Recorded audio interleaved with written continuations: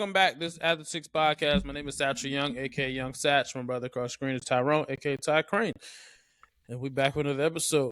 We're gonna jump right into it, man. Let's keep it a bean. Shout out to Kobe Bean himself. It's 24 seconds of the shot clock. Tyrone, kick it off. I have a very distinct message for you people today. I'm not really responsible for your misunderstanding.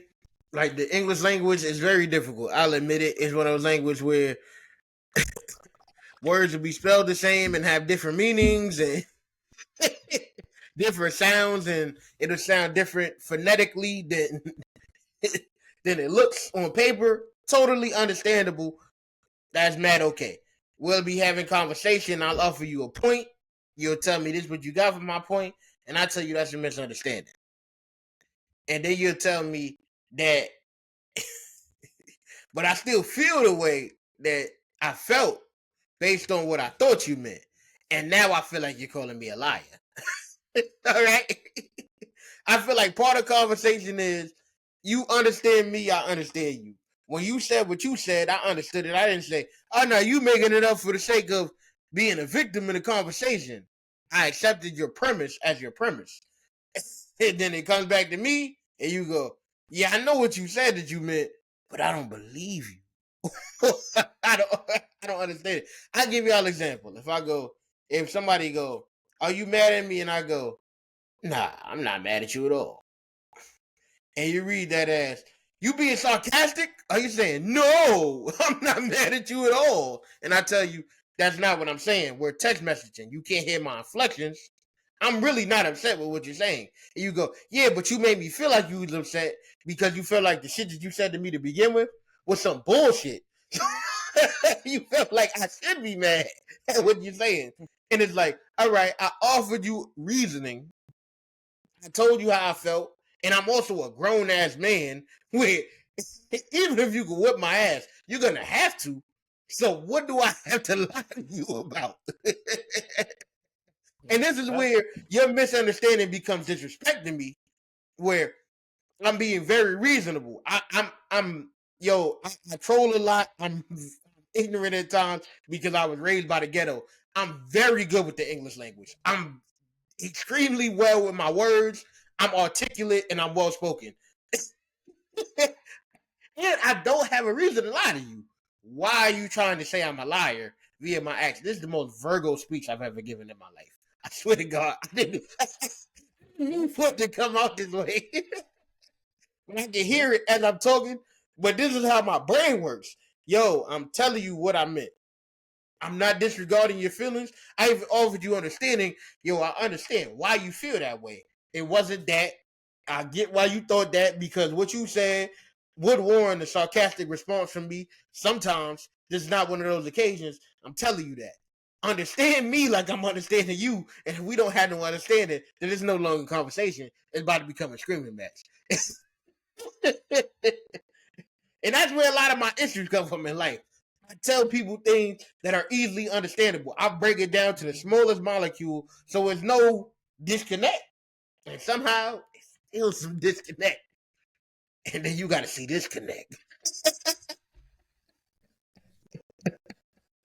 I like what you said there. I'm talking about with men, not with women. I'm not gonna hit no bra, but one of these niggas stop playing with me, dog. I think it's funny because the people who it's to me it's funny because your interactions and connections with people at this point in your life is really challenging because of who you are. Yeah. If you didn't grow up with you or didn't meet you at an early age, yeah, or at a particular point in your life, at where there was enough time to really understand and see who you are as a person, it's cooked because first off the bat, you're not a very friendly, outgoing person.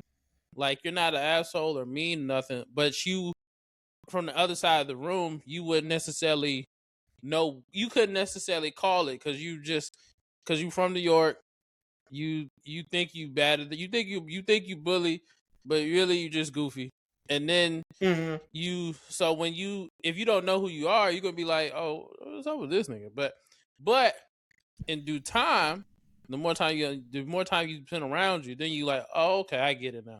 So, but people don't, first off, you don't like people, so people aren't going to get the opportunity to really understand who you are as a person, Fair. and because of that, any interaction that you have, it's automatically going to be kind of thrown off or out of whack a little bit because people don't understand who you really are, and because of who you are, being irrational, you are going to you'll take shit left just because in your brain that makes more sense than other shit. So it's kind of weird, but at the end of the day, me knowing you, I don't get people's point of view though, because I'm a listener. I listen. When you're talking, I don't talk while you talking, nigga. You get your whole speech off, and I'm listening intently to what you're saying so that I could document the words, know your point of view, and even if I don't agree with you, I'm gonna have finer points of why I don't agree with you. Yo, I feel like a lot of times when I'm talking to people, they just waiting for me to stop talking to go, yeah. No, you're right. But listen to what I'm saying, and then you'll be able to understand me better. Like, communication is damn near a lost art at this point, in my opinion. Like, but I think a lot of times people don't. It's very few people in this world who I think not very few, but I think there's a handful of people that you're really gonna come across for sure who are on the same time, on the same type of time you are. That's social media inspired too. It's, you feel me? Social media is always what you say, what I say, what I say, what you say. You feel me? It's a back and forth. Where, like, you feel me? I feel like communication. It was a point in my life where I didn't have a cell phone. You feel me? So it's like, it's lost it now because that's like commonplace. 2010 and up. Like, if you was 9, 10 years old and up, you had a cell phone from that point of your life. I didn't get a cell phone until I was like 11, 12, which is not old or nothing like that. But I didn't had enough conversation with people where I don't just wait for them to stop talking. Like, it's all right. What are you saying to me? Let me understand you. Let me look you in your eyes. You feel me? All right. Let me not misunderstand nothing you're trying to say to me. And let me not misinterpret. If I think something is bad, I don't just come out and be like, hey, nigga, you want to die about this? I go, yeah, but what you mean by that? Like, you feel me? Let's talk. Let's have a conversation. But I think, like I said, it's a lot of people who don't really understand who you are as a person. So you're a hard person to read if they don't know you. Me, I know you like the back of my hand. So at the end of the day, I know I can, through text, on phone, on video, I know exactly what you're trying to say at all times. And at the end of the day, but even if there's maybe the handful of times that I might not be able to tell because of my emotions. Yeah. I know at the end of the day, at the end of this conversation, it's a LOL.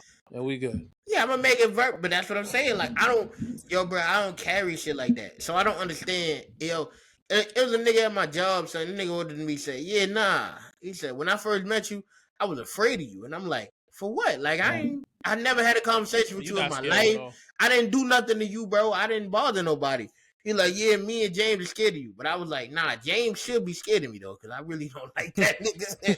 I was giving him everything on it. He was right about that one. Now, he had that one correct. Because I wanted to beat the shit out of James.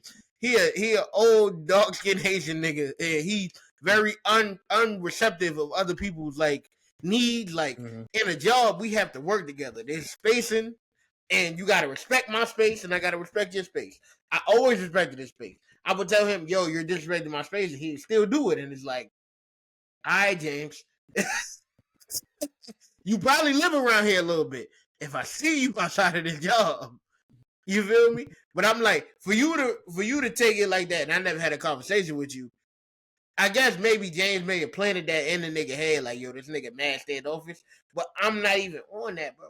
I love everybody. Yeah, you're like I said, if you don't know who you are, you could be standoffish because you're not the most. I'm like Frankenstein, man. People just don't understand me. Yeah. You not for real though, but it's because you're bigger than the average human.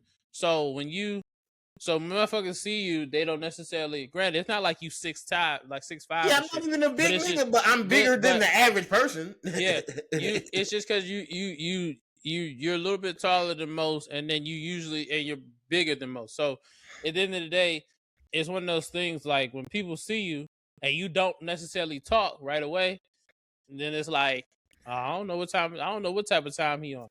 But I'll say for me, when I met you at a younger age. I was regular size. I was everybody else's size. Yeah, You met me when I was a normal human. But at the end of the day, even at the time period, I said, as soon as I talked to you, I said, "Oh yeah, this nigga." Yeah, I lead with love, my nigga. I don't even want to be perceived that way because that's not who I am. Like that's another thing I don't like. I never pretended to be nothing that I'm not. So for people to perceive me in ways that are, you feel me, less than favorable is so crazy to me. Like, but I also think that you have a good read on like people per se, because I think that I think that the one of the reasons why when we first met it clicked is because I think it was able to see like I think you threw the bullshit at me and you saw that I can handle it, and I think from there it was like, oh, okay, cool, and that's how it worked. So I think like with certain people, you just being yourself, and some people can't handle that, so they don't know how to read that. But you be like, in your mind, you like, I'm not doing anything. So yeah, I don't even want to center this on me. I feel like a lot of conversation, a lot of our problems as humans is just communication in general. Like outside of just me, obviously me, you feel me? I'm an oddball a little bit. You feel me? I understand it about myself. I told that to my baby mother the other day. We kicking it. I'm like, yeah, nah, because she was saying that her friend had saw me in the spot, and he like, yeah. I sat next to him. He was falling asleep in the bar, and they was telling me to get your mans, and I'm like, impossible. Like, can't nobody sit next to me in the bar. You have to be a complete stranger. You can't be no nigga that I don't like. Not directly next to you. Yeah, like you not about to sit next to me and you telling me that they told you this, and I'm so asleep that I didn't hear them say it. Like it's ridiculous. Like I'm very on point when I'm in situations where I'm by myself and I don't have even. There's no lifeline in there. If a nigga come up and hit me in the head with a bottle, I'm just dead in the water. I'm never gonna be in that situation, and I be. But that's me. Like I'm ultra vigilant. Yeah. But with that, she said that she was like, every time I've been with you, because I said, nah, I be in there chilling, them smiling at people, and everything. Like, nah, you be mean mugging. I'm like, what? I don't feel like I'm doing that. It's a combination of both. Like I said, if you don't, I've been having a good time. I feel like in my mind. If you see, but you need space because I do need space. See, give me my room to be me. Hey, don't cut COVID rules. Give me 5 feet and we good. As long as I got my 5 feet. Yeah, or if I understand that you in my space and you're not a problem, I have to see that you're not a problem first. My greater point is this: outside of just me, it's just a communication lack in general to me. Like as far as humans go, I feel like, I be watching humans talk to one another. I'm like, this is an easily solvable problem. Like, if you try to understand him or he try to understand you, one of y'all two can figure it out, and now y'all can make the distinction in real time. The problem is we get to talking. And he done pissed you off, so now you not listening to the shit he's saying. He don't fuck with you, so you never at no point was he listening to what you was saying. Now we just two people talking at each other, and I feel like that's way too common nowadays. Like, I think at this point, what makes it so difficult, like you said, the social media aspects of people's attention span is different. True. Motherfuckers don't necessarily listen. Motherfuckers don't necessarily listen to people, and they don't people when you're talking to somebody, they're listening to respond instead of listening to understand. Literally. So I think that's what makes it so difficult. But at the end of the day, when you're dealing with someone like yourself, if you don't know if you're dealing with someone like yourself, the best advice I got for anybody who meets you or come across you is let something organically happen. Yeah. And then because that's what, like I said, with us, nigga, we just happened to sit next to each other, and then you started making jokes and shit, and I was like, oh, okay, I see Love this. is love, my nigga. I swear to God. Yeah. That's why I wish niggas see our phone conversation. Like if they saw we told each other on the phone, is you talk for 10 minutes, and I sit there silently, and I pay attention to everything you said, Yeah. and then I talk for 10 minutes.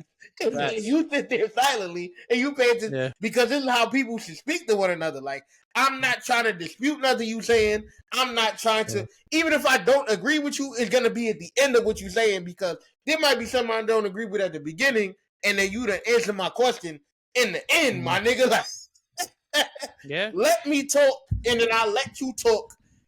But I guess that comes to patience. People don't have patience anymore.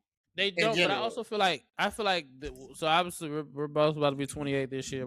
I think we're like the last of a dying breed because and it's crazy. Even that 98 to 99 is different, but I feel like we're like the last of the dying breed because I feel like, with the exception of some of us who on the spectrum and got the whole alphabet on our.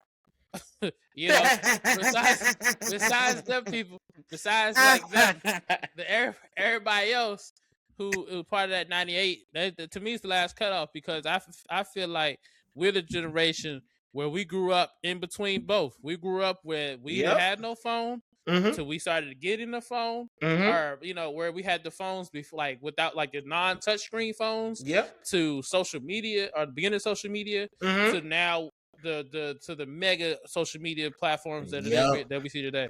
So, and we have an understanding of we have an understanding of everything. We have an understanding of Jordan. We have an understanding of Kobe, Shaq, Tim Duncan, Braun. See the little piece of everybody. So you see, that's what we have the understanding of. And at the end of the day, we've seen all the transitions from everything major: sports, technology, music, all of that shit. We've seen the changes. So at the end of the day, I think we're the last of the dying breed, and it's difficult because without the true relationships and connections like you and I have, it's a lot of disconnect. Because even funny, like I can't necessarily have the conversations you and I have. I don't have the same conversations with some of the people that I even went to. Because it's just different. But at the end of the day, we from the jump, we was on the same we was on the same plane.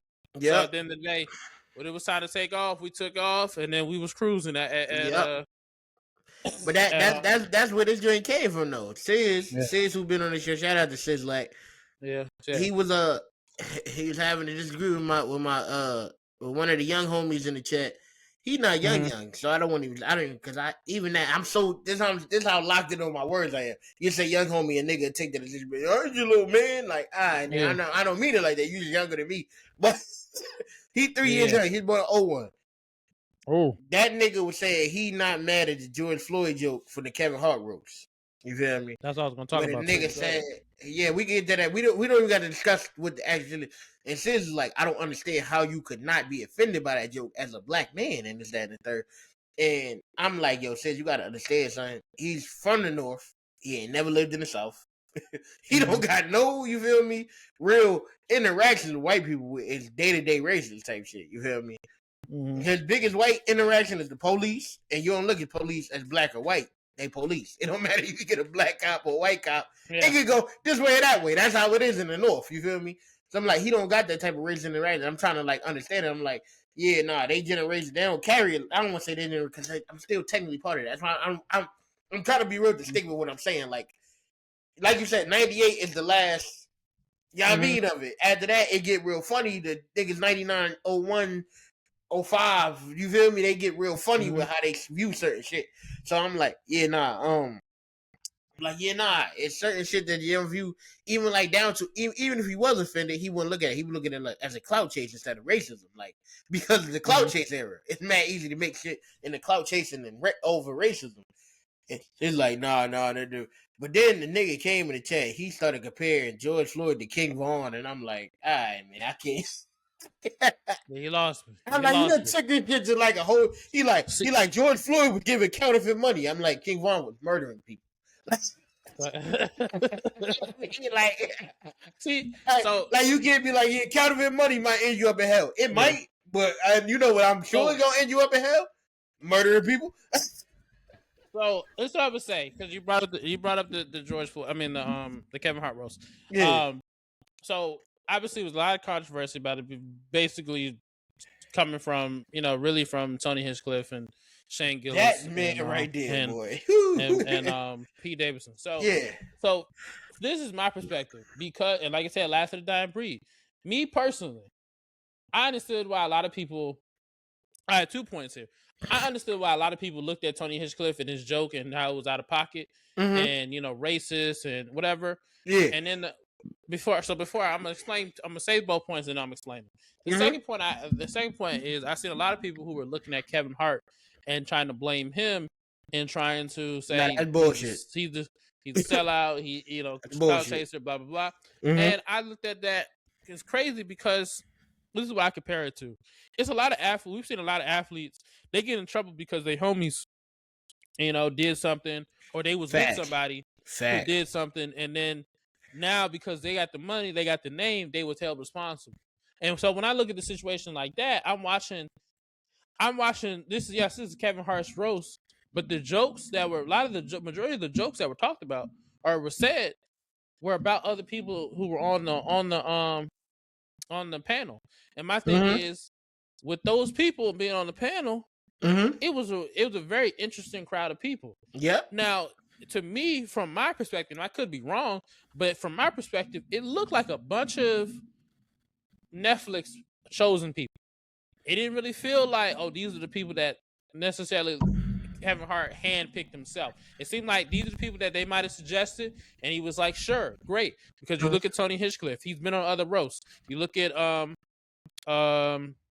Jeff Ross, obviously, roast master. He's the roast master. You gotta have that nigga on there. So you gotta have him. And then Shane Gillis, he has a Netflix special. Yeah. Damn, what's the other one? It was a couple other people, but a lot of people. Cheryl Underwood, The Rock, Draymond Green is. That was the most random. Like, come on, man. What we talking? You could tell there was. There were certain people that he definitely wanted to, like Naeem was there.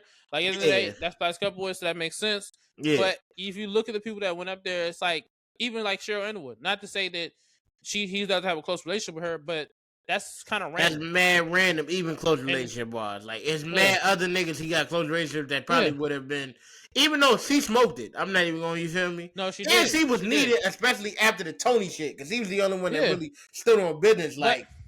But I'm not saying that's Kev's fault. Kev shouldn't. That's not the night for you. But that's what I'm saying. You needed her to do that because she fit that. You feel me? That's what I'm saying. So at the end of the day, when I look at it, I'm like, I hate that became a narrative for people or for Kevin, because at the end of the day, that's a grown man. You don't know what he's gonna say now. Not even that, nigga. What I'm supposed to do? Drag this nigga off the stage? Like, well, no, but also I look at it from the perspective of him being a grown man.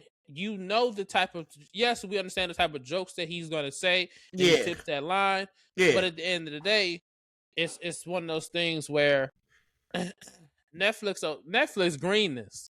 So at the end of the day, if you're gonna be bad at anybody, be mad at Netflix because they continue to give him a platform. They continue to green everything that he's saying. And at the end of the day, instead of being mad at Kevin and saying he's a sellout and all this other stuff, first off, if you're gonna watch the roast and you understand he's on the lineup, do you understand what this? First off, do you understand what roasts are? I'm not mad at none of these niggas, man. I'm gonna tell you why. One of my favorite Kendrick lines is "All good jokes contain true shit." Cat Williams came out and had a joke in his comedy special. I remember which one. I did the one where he came out to Every Damn Hustler. He said, I went out to do the Flavor Flav roast, and they wrote the jokes for us. All we got to do is read them on the screen. And every other line was crispily, crackety, coon. So that's Comedy Central. I think some of them same niggas who work for Comedy Central, Netflix hit them up. I don't got proof of this. If I did my Googles, I'm sure I could find some continuity. When you get you a black man on the stage, Kevin Hart is a dark-skinned black man. It's very easy to make a bunch of black jokes about a black dude. I think you go out there, you read the teleprompter, and the teleprompter tell you this monkey face. Yeah, exactly. It's not real shit, though. I don't even judge these niggas based on the jokes. other than the Kill Tony nigga because it's his stick. Like I feel like but that's what I'm saying. That's why I look at it like he the only one that I'm like, it's him. That's just him. But other than if that, you look at the lineup, these jokes like they don't even like fit this. some of the people who's making the jokes. They don't even joke like this. But if you look at the lineup of people, it's like you gotta understand who you're dealing with. Now, me personally, like I said, last of the dying breed. One of my favorite jokes all time, milk and cookies. Yep. Right. Correct. If anybody hold up, don't expound too far on that though. Be careful. No, but I understand what you're saying, but hold on. But let's relax. I'm just not realizing what you said. One of my favorite jokes all time is milk and cookies. But like I said, that nigga trying to get us out of here. People don't understand. This is the type of stuff that we grew up on. Milk and cookies. Oh God. Even the it's an elite joke right there too. And that nigga was spitting. Hold up, nigga. Hey, when Birdie said he said he making fun of me. That joke? Are you kidding me? Are you kidding me? So me personally, this I'm my sensitivity level in terms of comedy, specifically comedy. Now, if this was his stick or his speech or his dialect in the everyday world, that's a different story.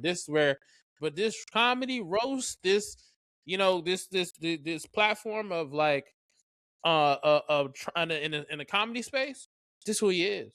And granted, we already know he's a Trump supporter, so I mean, what you expect? Like, this is what it is. So I don't necessarily get offended by that because I think offended is the wrong word. I think when you have somebody who makes racist jokes or uses racist dialect and often, you understand who you're dealing with. And I prefer those type of people because I know how to move accordingly.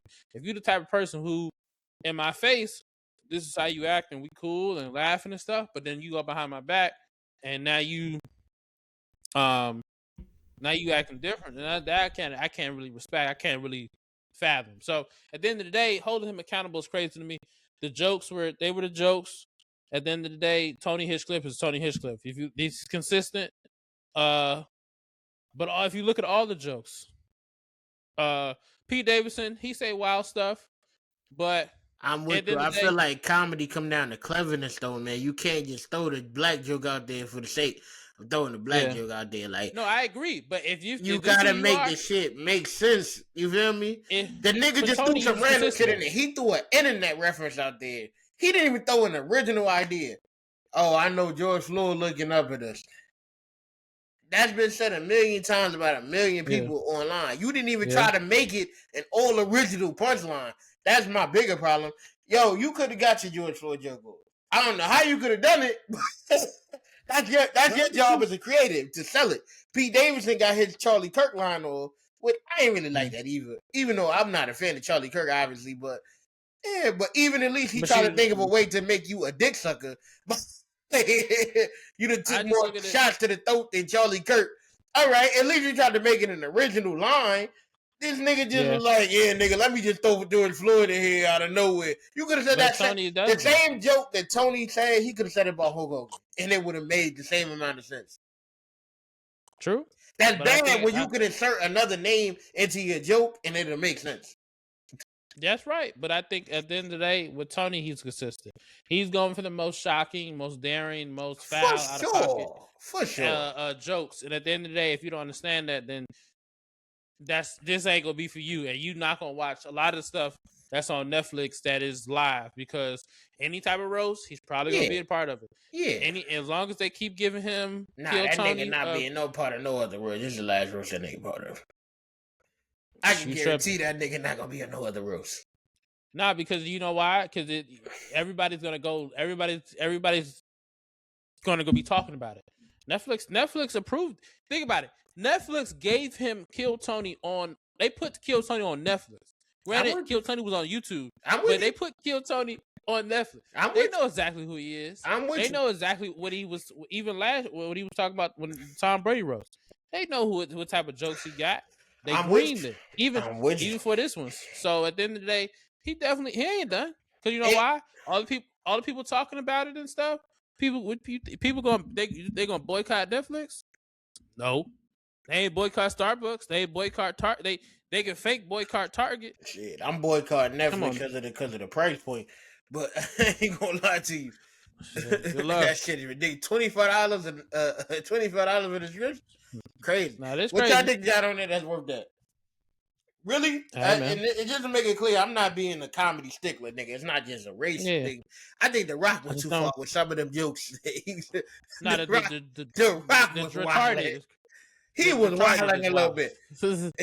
But that was He funny. was wilding. One of them niggas said, yo, we bought Tony Hicks clip up here because of the Kevin Hart joke where he said he hit a gay kid with the dollhouse. Yeah. We wanted to see if it was true or not. Like they took it. That was They mad definitely funny. wild out. But you can't do that, man. What I'm saying is, it's not just And a race issue. I'm 2026 just is saying different. that more so like, you feel me? I'm not trying to police roast. That's not my job. That's not what I'm going That's for. what I'm I'm just saying that some I of that don't shit. police comedy. Yeah, some of that shit, I'm like, all right, cool. You feel me? If it don't serve a purpose, we can cut it. If not for the fact that people are gonna offend it, for the fact that it don't lend nothing to the show. Like that George Floyd shit didn't even rock the room. Like, Yeah. No, that's so what this nigga that had funnier jokes that they cut out of the fucking show. Y'all gonna put the shit in there that didn't rock the room, like. Just like the other dude who was talking about George Floyd, like it's all about the intention of the joke and if it's good. Yeah, if it's clever or not. Now, Tony, I don't think Tony. The best joke to me, I forgot who said it. The best joke to me, or one of the best jokes to me, was when they mentioned Dave Chappelle, and they were like, he was like, I forgot who said it. It might have been Naeem, but he was like, they were like, Dave Chappelle, you know, great comedian, whatever. Only thing is, you know, he somehow he keeps getting these Netflix specials, you know, and he are great specials. Only problem is the one thing he forgets is the jokes. And I was like, I was dying because I'm like, he's like, it's one long ass speech, and I was like, yeah, but that's what I was like, the different forms of comedy, because you watch Dave Chappelle, you not necessarily dying laughing. Now, if you went to, I bet you if you went to the live show, you'll probably have a really, really enjoyable time, probably laugh and stuff. But when you watching at home, you like, yeah, these aren't necessarily jokes. These are just him talking, and I think, for at least for me, I just enjoy his dialogue, and then so at the end of the day, I can follow. But if you're just a person, if you're not a diehard comedy fan, you're gonna watch if you watch Dave Chappelle, you'll be like, he ain't funny. But I ain't gonna lie though, I think Netflix is stop doing the roast, man. I feel like Comedy Central do the roast. It'll be both like a level of like teetering the line and comfortability. Netflix ain't really good at that, because even the Tom Brady jokes where they was like making fun of his wife, and it's like, yeah, that nigga just got a divorce. Like, maybe we should let this shit breathe a little bit before we go in. I think that if you're going to do a roast, I think that you need to bring in people who roast masters. I want more clever people than. That's what I'm saying. Because these niggas take a lot of personal shots nowadays. Like but you can take the personal shots, but I think it's all about how clever you are at writing. Because, like I said, when you I forgot who was. I think they were roasting Emmitt Smith. Oh my god. The level, like I said, that level of writing, like I said, like when Jamie was going on Buddy, he was like, that was smoke sessions. But that's funny. That's not writing, nigga. That's just funny. But that's another thing. A lot of these people don't be comedians. Draymond, The Rock, like Regina Hall. No offense, Regina Hall is amazing, but you can't even throw a joke at Regina Hall. How the fuck you? Yeah, I think she did a good job. Beautiful woman in the world. No, I'm saying, but part of the roast is you want a little bit of ugly in there, so you can throw plenty of shots. How much, all the Cher Underwood jokes is just about her husband committing suicide. They do the same with Pete Davidson. They just talk about this nigga cocaine addiction. No homo. Pete Davidson ain't ugly enough for you to be like, yeah, nigga, Pete Davidson, look at this nigga right here. Well, nah, you can't throw shots at that nigga. Well, no, it's just the fact. See, but this is what I mean. Like I said, I think you just like to me, and I, for lack of better words, Yeah. it's not black enough. That's the best way I can explain it. Because you throw in these, I think you throw in these white writers and these Okay, I'm comedians with that. who don't have an understanding of what I would consider where roasts really come from. Because at the end of the day, roasting is all it is joning. Like, and that's what we snapping, whatever you want to say. That's us. So without that level of understanding, you just the jokes are just a lot of the jokes just come from the headline. Yo, but can I read you a quote? Go ahead. Michael Shea, one of my favorite comedians. Yeah. As far as like, well, I mean, I don't know how to explain this, but he's one of my favorite comedians on a broad spectrum. I don't necessarily like his stand up, but him as when I see Michael Clever Shea, writing. Yes, amazing. That been perfect. Clever writing. He was supposed to be on the Kevin Hart shit. His quote is, white guys and black people joke different. Black guys roast like, look at this nigga shoes. White roaster like slavery, math, slave teams, sex crimes, slurs, family secrets. Exactly. White guys don't give a fuck about your shoes. Exactly. No real shit. Is that not? It's so clever as a response. Like, we talk about shoes. They talk about murder, pedophilia. Like, yeah, facts. He's like that, and it's like with all this hating shit they talk about. What about that nigga shoes though? Like, exactly. You got on them bullshit Adidas. Like, granted, and there's a lot of times that jokes they got a lot. They like you said, a lot of good jokes contain true shit. That's a fact. That's real. That's a fact. And a lot of times shit can get out of pocket because it'd be a little bit too true, and now motherfuckers is mad. But at the end of the day, if you really tight like that, despite how true the joke is, you're gonna be like, man, fuck you, and then you'll be alright in a couple minutes or later in the next day. But white people, they be towing that line, and it'd be like, oh, this really how you feel at the end of the day. But that's how I feel though. I'm like, all right, cool. So, I'm okay with a joke that's personal. The whole thing is when I used to watch the Comedy Central ones, right? You used to say a joke that was extremely personal, and the crowd would go, oh, and that was like the excitement of the show. It's like they looking for that every time now. It's like with wrestling, like it used to be like, oh, a nigga do a backflip, and that would be the most exciting part of the match because oh shit, who can flip? Like everybody's throwing punches and kicking people and shit like that.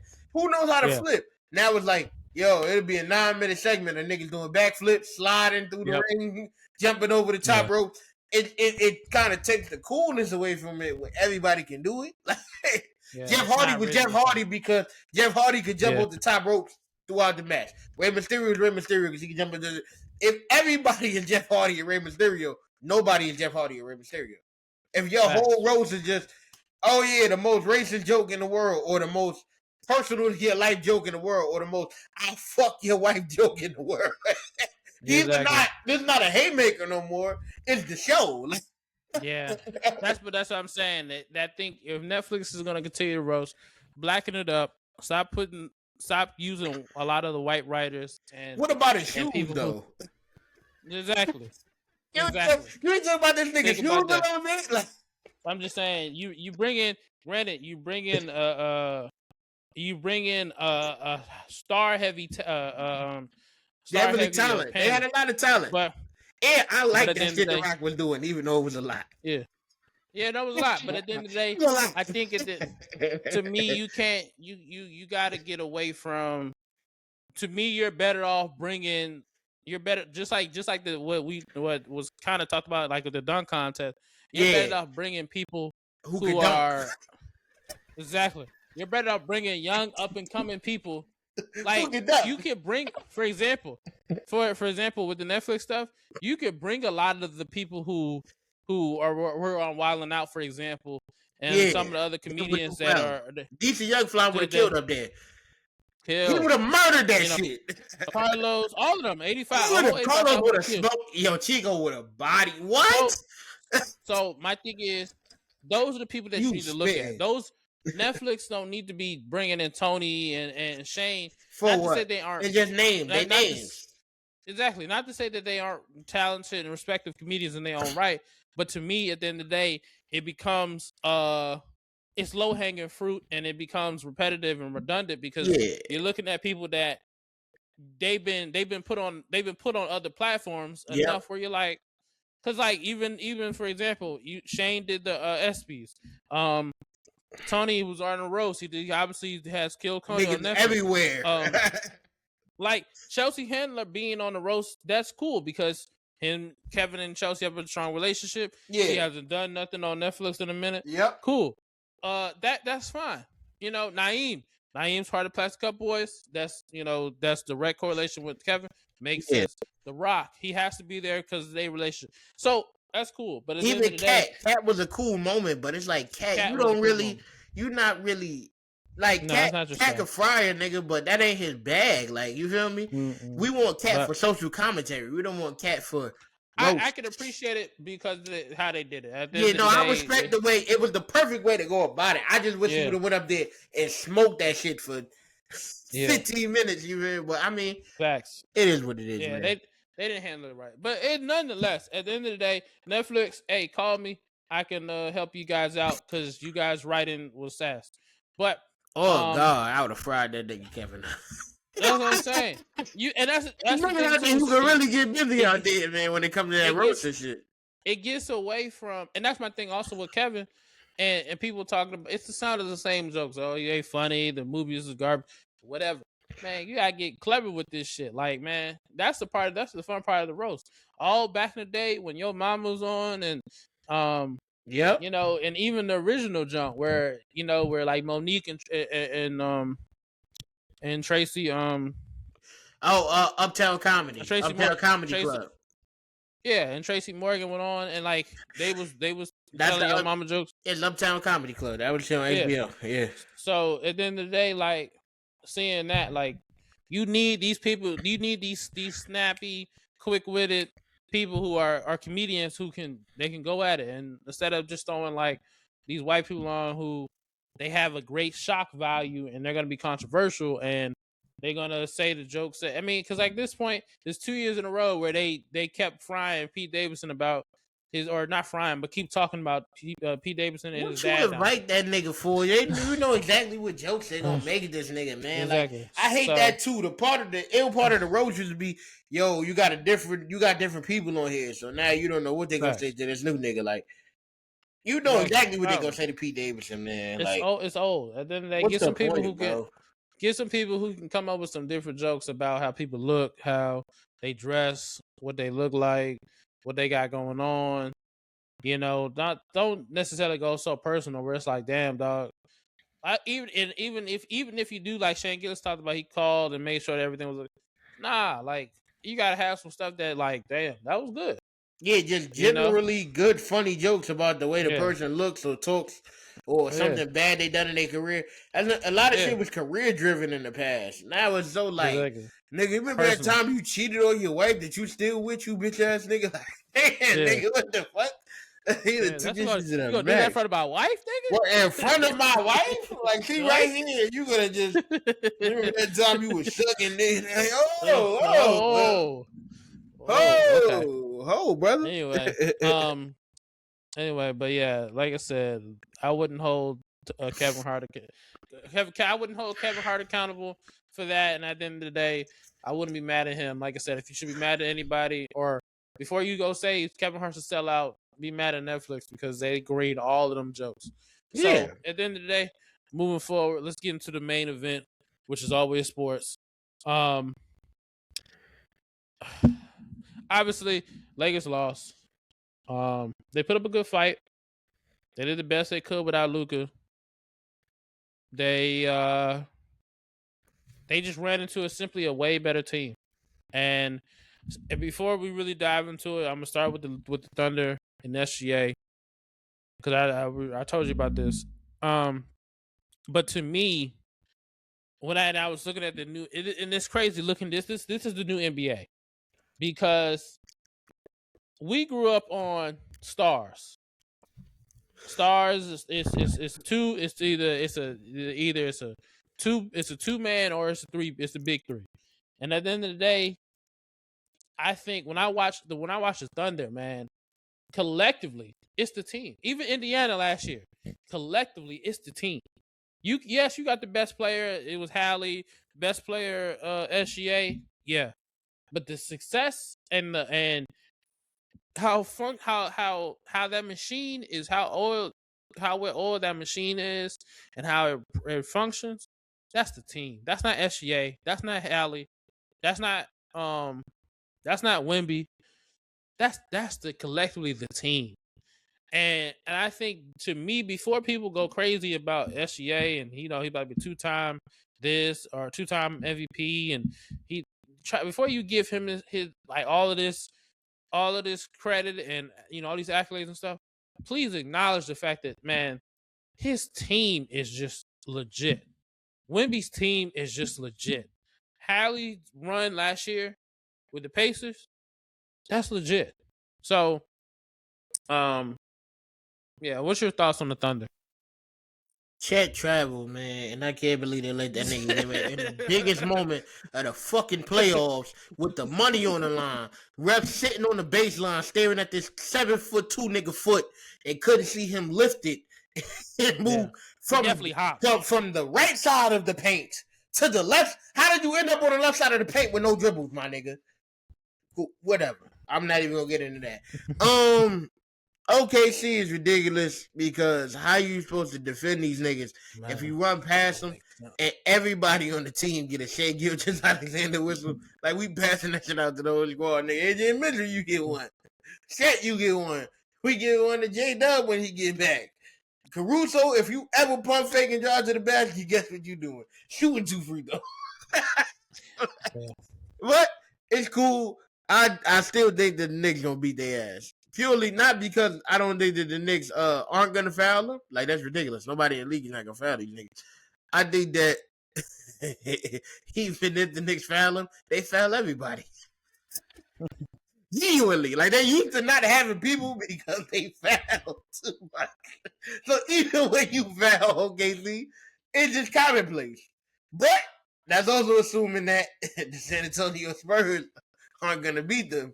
And with that, I say, if Victor Wembanyama can go to the heavy play, ain't even know he can foul. I can just wait till he shoot that shit and then block it when it hit the backboard. Who cares? Like, so I think the NBA playoffs are interesting for all the wrong reasons. It's 2 teams that played totally the wrong way. Wembanyama is goaltending, and Stephen Castle puts off every single play. Shea Gilgeous-Alexander gets every call, no matter whether you not shaking. OKC as a whole get every call, no matter whether you breathe on them or you defend normally fine. It's gonna be interesting, man. I can't wait. I can't wait to see the refs confusion. Because what do you do when Wemby goaltending and Shea is foul baiting? That's a good question. That's a good question. How do you choose who to favor in that series? So I'm gonna say like this. First off, I put this on Twitter, but the OKC's their game plan is nasty, bro. Because you gotta think about it. When I looked at the minutes, I think AJ Mitchell played under 30 minutes. Correct. Jared McCain, the highest minutes he played was 18. But every time that nigga stepped on the court, that nigga hit like 2-3 threes in the game. And it was like always at the craziest times. And I think he don't play none of the first quarter. He played a couple minutes in the second, and then all of a sudden he's back in maybe at the end of the third and beginning of the fourth. And he plays is like 10 to 18 minutes, hit some threes, and that's the game. Nasty work, because it's like in football. When you rotating your defensive lineman out every couple plays, you keeping them fresh. Man, the Lakers were dependent on Rod to play 40. This is what I mean. We the last of the dying breed, because we're used to the stars. Man, they play the whole game. And or the starters play the whole game pretty much. And unless it's like somebody in foul trouble, then obviously somebody come in. But at the end of the day, we used to the stars. They play the starting 5. They play the whole game, or even the closers. They played the most minutes. Yeah. And OKC, they just pick whoever hot. That's who play the most. Mm-hmm. You know, with exception of Jared McCain, because they use him as a secret weapon to be like, oh, we just need somebody to give us a quick burst of energy, and then he hitting all these threes, and you looking like, what the fuck I'm supposed to do? Mm-hmm. I'm playing 35 minutes. Like I said, if I'm Bron, I'm playing 40 minutes. AJ Mitchell playing 28, and he giving us 28. Like, what we supposed to do with that, bro? So it was just one of those things. The Lakers ran into a better team. They ran into a younger team. They ran into a team that they got 20 people. They got 20 people they can throw at you. Lakers got 2 and really 1.5. So, I lied. They got 2. They got 3, but 2 really 2.5. And at the end of the day, it's one of those things, man. Shit, what you supposed to do, bro? Like Thunder they say this though, nigga. You said the right words. They had 20 niggas. They don't have 20 niggas. They had 20 niggas versus us. They have 20 niggas versus a team. You said it. It's 20 niggas versus 2. Everybody gonna look like they got 20 niggas when the other team had 2 niggas. The only team that we beat also had 2 niggas. Yeah. We didn't beat the none of the teams with the healthy players on the squad. We didn't go out there, we kicked these niggas' ass and they had everybody on the field. Other than Kevin Durant, who you was scared of on Houston? Like fearful of to do anything. Nobody. True. We faced a team that we should be fearful of. And we almost beat them niggas 2 of the games. Yeah. I don't know why you hold such reverence for these niggas when they almost got beat with a nigga that, not to say, Braun is still the craziest nigga in the world. Braun is not 7 players. We're going to talk about him. He's not 7 people. You're not. Not at all. No, Braun by himself puts you niggas to the lips. And the rest of the league should be afraid of y'all. It was just Braun. Just Braun almost had a tie series with you niggas. And I hate to say that because that's kind of discrediting it. Like, the Nuggets won a championship struggling with just Braun. So, I mean, AD played that whole series, but he wasn't the strongest. He wasn't. You know what I'm saying. Yeah. But just Braun. If you struggle with just Braun, as ill as that nigga is, he's not 7, 8 good players. Facts. Not by himself. He's at least 4, baby, but he's not 7 to 8 good players. Yeah, what I would say for Braun for this series, I respect him because what you think the Knicks would have done to these niggas, man? You think some of these niggas would have been close? Jalen Brunson going 1-on-1 with Austin Reeves? You think that would have been? I think. Well, if the Knicks play the Lakers, it would be tough because this is what I say. If the Lakers had Luka, they could beat the Knicks. The Knicks, like I said, you would disagree, whatever. The Knicks ain't winning. I don't care if they play the Spurs or they'll play OKC. OKC, they are too deep. No Puffy, just too deep. Mm-hmm. And the same with the Spurs, they have the cheat code. To me, if you look at Game 4, Minnesota and Spurs, it was even. It's an even dogfight between them two if Wemby's not playing. When Wemby is playing and he make his mind up that you can't guard him, it's unstoppable. Mm-hmm. Unstoppable. Yeah. But regardless, like I said, the Knicks they making a run. But my thing is, at the moment, they're hot and they're killing shit. But it's a different animal when you talk about the West, dog. It's a different animal. I feel like that's a very old school. So much. It's just an old school mentality. Like the West ain't that no more, man. Like they ill, but they not like you feel me? Like you said last year, the Pacers push these niggas to the limits, nigga, to the maximum. I feel you. And if they best player, they have them rip his better this year. Why do you think they're better this year? AJ Mitchell. That's why. Jared McCain. That's why. Who have these niggas played? They haven't faced no real pressure. No, I feel you. You beating up on Devin Booker, who is a point guard now for some reason, and LeBron by himself. They didn't play the Nuggets like they did last year. Let's see what these niggas do versus Spurs. I guarantee they look like rookies I think San Antonio. No. But I think it's going to be a close fight no matter what, because at the end of the day, even in the regular season, it was a close fight. The OKC is a really good team. Spurs Now smacked the them Spurs niggas every time they played them niggas in the regular season. I don't think it was that bad. I could. You I can could, look the score, but please.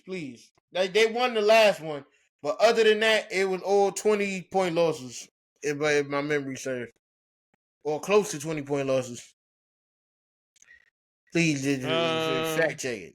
I could be crazy. Oh, it was. I mean, it wasn't looking too good. So, okay, hold on. Christmas Day they lost by 15. Okay. The what 2 did days they score in the that, fourth quarter in Christmas Day game?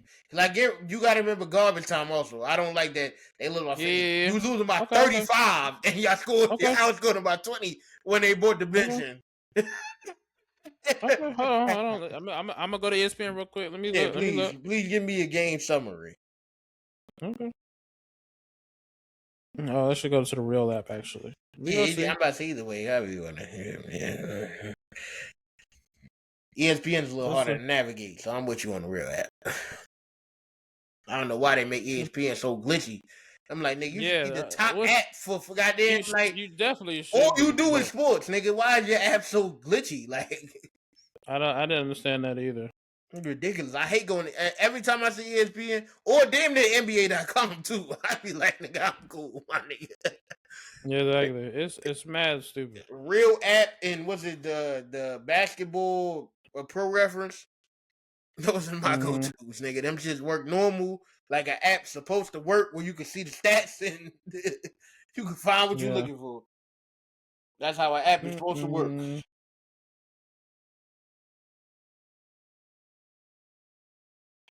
So look, that's what I'm saying. So in the fourth quarter, it was 22-23. Third quarter, it was 26-19.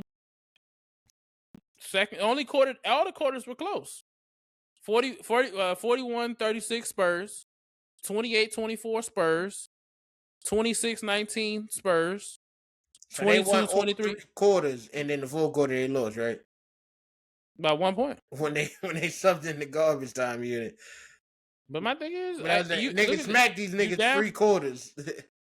But this is my thing, right? Mm-hmm. And you down 9.5. That's also Christmas Day. If you look up the NBA Cup games, they wasn't close either. So it's like, all right, you done had 3-4 attempts to figure us out, and the best you got was losing by 15. They okay, but even so they played 2 days prior. Mm-hmm. They got smacked by 20, right? Game. Look at the game. Okay, hold on. 31-29. Look, 31-29. Spurs. Yep. 31-27.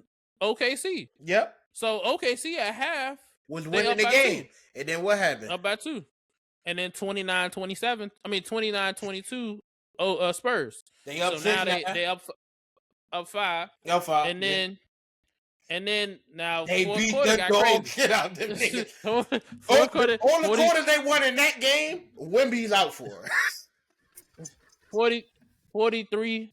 It was 43. Now that is crazy. I mean he did. The first, the end of the first and the end of the third is when Wemby would sit. Not the end of the third. The middle point of the third is when he sit, and that's when them niggas is losing the game. Yeah, that was crazy. I mean, the Wemby minutes. It's happening in the Timberwolves series. You can see it actively. It's like, yo, when Wemby said the Wolves go on a 15-0 run, and it's like, they do. Like, this big nigga step in the game, and it's like, damn, bro, it's over. What you supposed to do? It is crazy. That's what I'm saying. I'm not even saying that you wrong. Like, I'm not, maybe that's my misconception. I'm not saying OKC is trash. I'm saying that you could outwork OKC. Like, Shea is better than everybody on the Knicks, for sure. For certain. I don't gonna be this. Okay, hold on. Let me explain this. Yes. So looking at the series, Spurs got. Let's say OKC, right? Let's say OKC because this is the argument. Yeah. OKC, they start the first 2 at home. It's gonna be hard to beat them niggas twice at home. The Knicks do their best work on the road. I feel you. It's a New York fan in every building in the country. so let's say the Knicks still won on the road, right? Yeah. They're not getting two. They're not going to win both on the road. Of course, that's fucking ridiculous. Nonsensical. So let's say 1-1 niggas on one of them road games. Let's say 1-1, right? Yeah. Who don't like playing in the Garden? I don't know. Who don't like playing in the Garden? Okay, so that's my. Oh, you saying in general? Yeah. You think Chet Holmgren is a fan of playing in the Garden? SGA is going to cook in the Garden. And that's just what it is. What I'm saying to you is, I'm accounting for SGA. SGA is going to average 32, 33 points a game. Brunson is going to average 29. So it's a 4-point difference. Okay. Who the second best nigga on the Knicks? On the Knicks, I would say, I guess OG. All right. OG is going to average 18, 19 points. What is Shaq going to average? 15. 13, 12. So we just made up the difference of points right there. Third option is J-Dub. He going to give you what? 17? Depends who's guarding him. That's what I'm saying. Maybe 17. Maybe. If we being nice. Carl-Anthony Towns going to give you 20 points. How you giving that nigga way too much credit? What do you think Cat going to give you? I don't know. He gonna give you anywhere between. He'll give you anywhere Cat between. Is gonna outscore J-Dub is what I'm asking you. We could just make it. We can symbolize it. No. You don't think Cat can mismatch hunt them niggas into more points than J-Dub? First of all, off the bat, you got to start Hartenstein to stop this nigga. So now you got two bigs on the floor with Cat. I feel you, but I'm not worried about Cat because to me, Cat isn't enough. He isn't efficient enough. Cat is also averaging 5 assists a game in the playoffs right now. I feel you. After 10 on top of whatever he's putting up points wise. That is 10 minimum. But I also, at the minimum. That is dope. But I also look at what OKC has available to them, and you're talking about they're gonna first off, they're gonna make you play their game because they can hit threes. And they have multiple guys who can defend. So my thing is, and they got a whistle. So my thing is, when I look at OKC, why are they gonna hit threes? Why wouldn't they? Why? I don't understand why you assume they're gonna hit threes. Who are these shooters that you were scared of for OKC? You don't know who's gonna be. They all bench players. Like all the niggas who really got the all the niggas who got the gun. Okay, cool. Deuce McBride and Jordan Clarkson. They never got the gun. I'm not saying they don't. So we going gun for gun with the bench. We figuring out who gonna be the nigga. Landry Shamet don't got the hammer with him. Like, my thing is, but this is my thing, right? This my thing. We shooting. this my thing, right? OKC is worse for versus the Knicks because the Knicks' best shooters are guards who you can't play Landry Shamet versus anybody, but you can play it versus OKC. You can't play Jordan Clarkson versus anybody. But you can play him versus OKC though. But my thing is, Jordan Clarkson, not a defensive guy. He can get cooked, and he's not going to play enough. Isaiah Joe, stop him. Look, you got Casey Wallace, but Isaiah Joe. But my thing is, none of the guys are liabilities. That's the difference, and none of them are liabilities. Josh Hart, he's a liability because of the fact that offensively, you're not worried about him. Meaning, you can help more on Brunson. Sleep if you want to, nigga. OG's your biggest threat because of the fact that you're the person. He's the one person that you have to worry about his corner jump shot, which is the easiest jump shot in easiest 3-point. Yeah, nigga elbows and mad pointed at the hoop. So at the end of the day, you gotta look at it like from that perspective. We can tell you going person to person. Who you think gonna score more, Mikal Bridges or Lou Dort? But I could replace that with. Who you think gonna score more? That with Casey Wallace. Who you think gonna score more? You think Casey Wallace gonna score Mikal Bridges? Yeah. Okay. I can see that easily. Who you think gonna score more, Josh Hart or Isaiah Hartenstein? Depends on the game. The Knicks 5 just seems like niggas more likely to put the ball in the hoop. On paper, it sounds good, but at the end of the day, when you look deep into the game, you gotta look at AJ Mitchell has been cooking. He's got confidence. They're giving him minutes. And then you also throw in someone like Jared McCain, who's going to play 20 minutes or less, and he's going to be fresh, and all he's going to do is shoot threes. I've seen and he's going to troll you, and it's going to raid base. I've seen this story before, brother. James Harden was the 6th man of the year and was an all-star. And he went into the playoffs versus the Miami Heat with Ain't- LeBron on ain't that none of other these side, and that shit got real scary. And that nigga shot 37% from the field. You don't know what ain't none of AJ these Mitchell people- is. That's my point to ain't- you. We ain't never seen AJ Mitchell versus no Boston. He played the Lakers and the Suns tell in the you. first 2 rounds of his playoff career. Why are the Knicks? Why are we the Knicks named versus the monsters? Lakers on the Suns? What you Why the mean? Knicks Why they? monsters? Because they experienced. They've been out there. They done did the first year they got eliminated in the second round. The next year they got eliminated in the conference final. This year they're gonna make the championship. I'm guaranteeing that they're gonna beat the Cavs or the Pistons. You can disagree. I'm cool with that. If you don't believe in that, that's totally fine.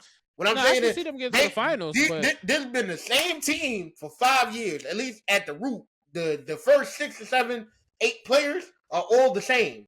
You done threw in Jordan Clarkson to mix and match and make the shit sexy, and then you got the rookies that are like Kolick and Diarra who are usable at points. My thing is like this. You depending on AJ Mitchell to be the X factor, and he ain't proved nothing versus nobody. You depending on McCain to be the X factor, and McCain ain't never seen anything. The O's. Who's what you mean? proved The Knicks anything? done made the conference final before. They beat the number 1 seed Celtics. Who OKC beat? But OKC won the finals. Who OKC beat? But they don't got the same personnel, nigga. They do though. J-Dub can't stay on the court. He as much time as he gonna have to rest. He can't stay on the court. There. If he get there, if they get there. Okay, cool, fine, Danny. I'm with you. Even that. All right. OKC beat who in the championship last year? Indiana. The Indiana Pacers. They beat who in the conference finals? The Denver Nuggets. Mm-hmm. Denver Nuggets went out in round 1. The Indiana Pacers is missing one nigga, and they couldn't make the playoffs. True. And the only reason they beat the Knicks in that year is the Knicks had no bench players. You know what the Knicks went out there this year? We got some bench players. Some people who can come off the bench and provide something for you. I don't believe in. You don't I don't believe in their bench. And I don't also, believe they bench strong enough to compete with OKC. If nothing else, you can look at this, right? Ain't nobody two-peated in the last. I feel you on that. Since the Miami Heat. But I got since the Warriors. I got the Spurs though. All right, if the Spurs made the final, I got the Spurs winning too. Because nigga, all right, cool, fine, daddy. I understand. Cool, fine, daddy. I don't. You feel me? The Spurs ain't got nobody who proved nothing. I'm not picking them niggas over the fucking defending champions. What I'm saying is the Knicks are war ready. They headed pieces to war ready, and they got a different coach. They got a different philosophy. That thing is gonna work. I think Karl Anthony Towns running that point center is a problem for the average team, bro. It's problem, but you ain't talking about average team. OKC is different, dog. I don't know what's so different. Spurs are different. I don't know what's so different about them niggas. The only difference they got is they get a crazy whistle, and the Knicks are used to that anyway because they foul 100 niggas a game. But my thing is, the OKC bench is deeper than the Knicks bench. That's just how you figure. I like my chances with AJ Mitchell, Cason Wallace, Isaiah Joe, Caruso, and Jared McCain. Then I like it with Deuce McBride, Shaman, and you name 4 guards, man. They gonna run a 4 guard. They all produce. They gonna run a 4 guard lineup on the bench. And they all produce. All of them provide different roles, and they all excel in those roles. It's gonna be impossible to play them niggas together when the Knicks backup lineup is Cat and Mitchell Robinson together. How you gonna put Isaiah Joe? OKC's gonna force Mitchell Robinson. They gonna make Mitchell Robinson not even a threat in this series. How do you figure that? Because they're gonna play small ball, and Mitchell Robinson isn't gonna be. He's not going to be able to stay on the floor with them. He's very good off the pick. I'm not saying he's a very good defender off the screen. I'm not saying he isn't a good. I'm not saying he's in a good defender. What I'm trying to say is, it's different when you're playing fast, which OKC can do, and they can hit threes. And you're talking about somebody like Shea who can get downhill and get these foul calls. Or if they decide to play hack and shack, and now you got to take Mitchell Robinson out the game. You only got so many fouls, man. That hack and shack shit is a myth. It was a myth when Shaq was on the fucking NBA. You know why? Yeah. Because if it was real, then every team would do it. It just don't make no sense to foul a nigga and get your team in a bonus 9 minutes with 9 minutes left in the quarter. It don't necessarily make the most, but that's You what. can't But that's do why that. they changed. It's stupid. But that's why they changed the rule. Especially with Jalen That's why Brunson on the other side, you get a hack and Shaq going. Even without the rule change, though, I'm saying to you, Jalen Brunson is over there. You need all your fouls. Look, because he's going to get to the line.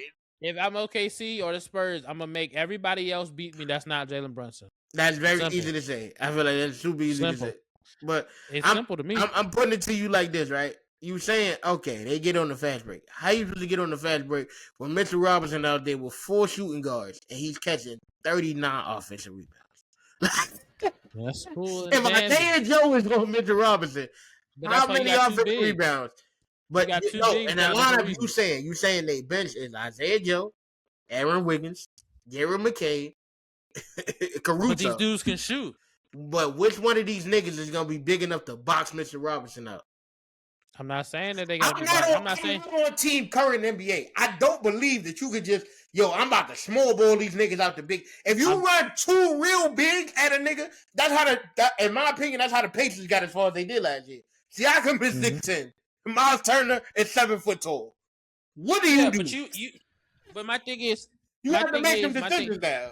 No, but my thing is also I'm not saying all of these gonna be. It's not gonna be 4 guards and just Chet. No, not necessarily saying that. Who is the backup power forward for these niggas? They don't have no backup power forward. Jalen Williams. So you gonna put Jalen Williams to guard Mitchell Robinson? To box him out?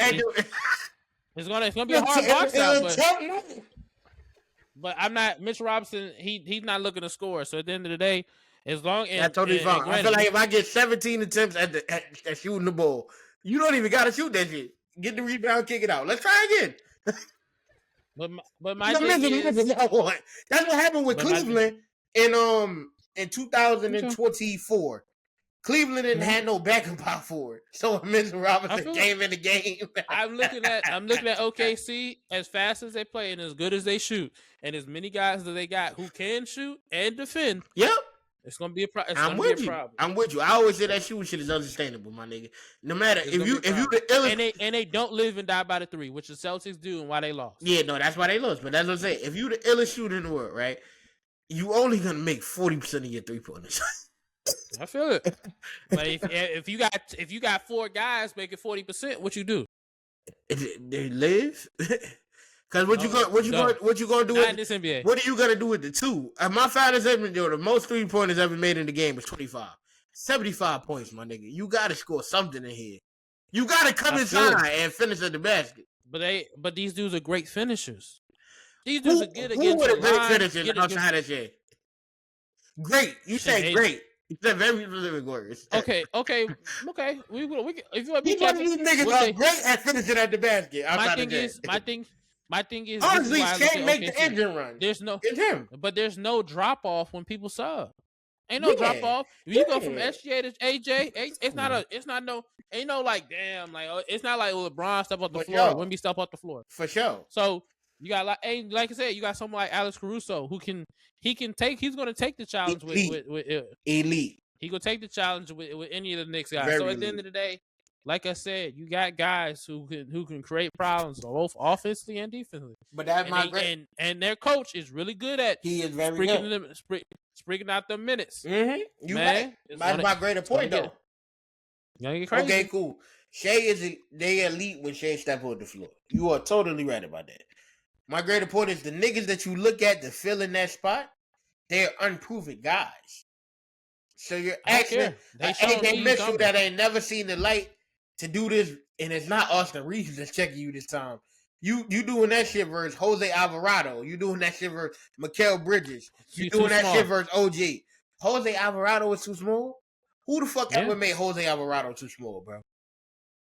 What you mean? Who bullied Jose Alvarado? Jose Alvarado, he might punch you in your face before he lets you. I'm not saying bully. I'm just saying these niggas ain't never seen no physicality. Like, this is my point about the NBA now. I guess it ain't a thing no more because you could get suspensions and shit like that. Certain teams are still whooping ass. The Bucks won the championship because Drew was physical. He's not gonna let you get nothing. I'm on your hip. I'm grabbing.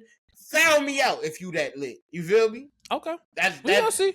I think the Knicks is like that. I think the Knicks is ready to do that. Okay. You're gonna have to foul all 6 of our players out, bro. I feel like that. I hope that you believe in them all the way. I'm gonna stand on it, bro. I promise you. I respect. I got them niggas winning unless they play the Spurs, because in my brain, if Wemby get to the finals, there's nothing. Like it's ridiculous. The niggas nonsensical. To wrap up all of this before we can talk to the draft part. Yeah, I want to mention this because to me this is very important. Yeah. With no agenda or nothing. Yes. It is absolutely insane. The rhetoric that has been spoken about Braun in the last 48 hours is absolutely ridiculous. I've never seen more people come out with different angles, different perspectives, all stemmed around the pure hatred of one person. I've never seen that. I've never seen any of that. You got all these random people coming out the blue and coming up with different narratives, different points, different perspectives for one man. And he didn't do anything. He hasn't done anything crazy to warrant any of this shit. But for some reason, just because it is him, people getting out of pocket. Now, some of these people are very consistent, starting with Skip Bayless. He came out today. He said LeBron should have took the vet minimum 8 years ago. His stat was Bron's 32 or 31 and 32 in the playoffs with the Lakers. Mm-hmm. Bro, he won them a championship. Mm-hmm. People are steady. They're still discrediting the bubble championship, but they fail to mention any other sports won that year. Mm-hmm. But it's because it's Bron. Mm-hmm. I mean, damn, they were number one in the West. Mm-hmm. I mean, damn. I mean, you would think like, okay, they were number one in the West. Yep. They played all of the teams there in the bubble. Mm-hmm. They was whooping people. Mm-hmm. Ain't nobody. It's not like people was hurt. Yep. People was healthy. The same way Bron guy was able to get rest. Mm-hmm. Everybody else was too. The most healthy the NBA has ever been. So you mean to tell me, because people didn't want to be there? What they got to do with Bron? Yeah. Bron, they probably want to be there either. I mean, Bron's used to. You see how you feel about Memphis hotels? Mm-hmm. You think you want to be at Universal Studios and they suite? Mm-hmm. Especially when it's all you can't go home. Yep. Come on, man. It's crazy. So, but like I said, vet minimum 8 years ago. Mm-hmm. So, and then what killed me? After the bubble, 16, he won you a championship. Come on, dog. Like, what are we doing? Yeah. And then people talking about his tenure with the Lakers was a failure. Are you serious? Yeah. He won you a championship. So even the people who are Laker fans or whatever, or Kobe fans, mm-hmm. To get Bron off my team, he won you a championship. Mm-hmm. Are we serious? Mm. I mean, look, I'm coming from a person who grew up on the East Coast and who hated Kobe because of the fact that, not because of who he was not because of who he was as a person. My hate came from his greatness. Mm-hmm. I'm like, I hate this man because he's so talented. He's amazing on the court and he's dominating and he's just a bucket and people can't stop him. Yeah. So, but at the end of the day, if he had played with Bron and helped Bron get a ring, you think I'm gonna hate this man? Hell no. Hell no. Like, at the end of the day, just like there's certain people, like they say, like with Draymond, for example, they say you hate to play against him, but you love him as a teammate. Fact. This is how it should be with Bron. I can understand if you're a Boston fan, Dave Portnoy, who's gonna hate Bron because he was whooping y'all ass every year, with the exception of one. You know, so I can understand. I can understand hating this man. But come on, man, it's a failure. Hey, The Celtics. What the fuck the Celtics done? not a damn thing. What I mean, Denver got you a ring. Milwaukee got you a ring. Yep. What they doing? Nothing. They barely won that. They shouldn't even been in the finals for that one, because the Heat was in Game 7 with them after being down 3-0. But come on, man. But but it's because it's Bron. People, Rob Parker, Bron should just retire. Why? Because if anybody, Rob should be the last person talking about he should retire. Who you gonna talk about then? True that. I mean, damn. And, my favorite was Skip. I ain't gonna lie, Skip made me laugh. I mean, not Skip. Stephen A. He made me laugh. Because he had to. First off, number one, he had to defend Bron, which was funny. But then he got no choice. That was arrogant in there. Yeah. Then what made me laugh too is, so if you want Bron to come to the Knicks, all right, man. And if he was just so happen to win the Knicks championship, you would consider him to go. Oh, okay. That bias. Okay, I'm just saying. I just find it very interesting. I what do I know? I'm just a regular guy. I mean, I just support Bron, but at the end of the day, that shit is crazy. Motherfuckers genuinely hate Bron. I mean, you got Ron Harper taking jabs at the man like he not in the same predicament. Your kid's in the league. The reason why your kids are so good is because of the fact that, hey, you was in the league, so now you can, and you were granted, you played your ass off in the league, did your thing. You kids were able to not grow up in the same eye that you had, or under the heavy level of scrutiny, because you were a role player. So they didn't have to grow up with this level of scrutiny and go through all this. They was able to train, go through the circuits, do their thing, put the work in, grind. Think about it. Dylan Harper went to Rutgers. Are you serious? You think and granted, like, I'm not saying Dylan Harper's amazing. But are you serious? Ain't no pressure on him. Dylan Harper went to he's with the Spurs right now. The Spurs had three lotto picks in a row, and they ain't miss on one of them. So come on, dog. Well, what's Ron Harper Jr. doing on the Celtics? I know, but what is he doing? What did he do this playoffs? Nigga got one game to play. What you mean? Okay. So my thing is, I understand what you're saying. But my thing is like this, right? My thing is like this. People are, someone like Ron Harper, talking about forcing his kids to play. Dude, so you mean to tell me you think your son, your junior, you think junior is going to be around in the league long? He did 4 years of college. Is kind of his greater point. He made the nigga actually fully work on his skills and abilities before he asked him to come to the NBA.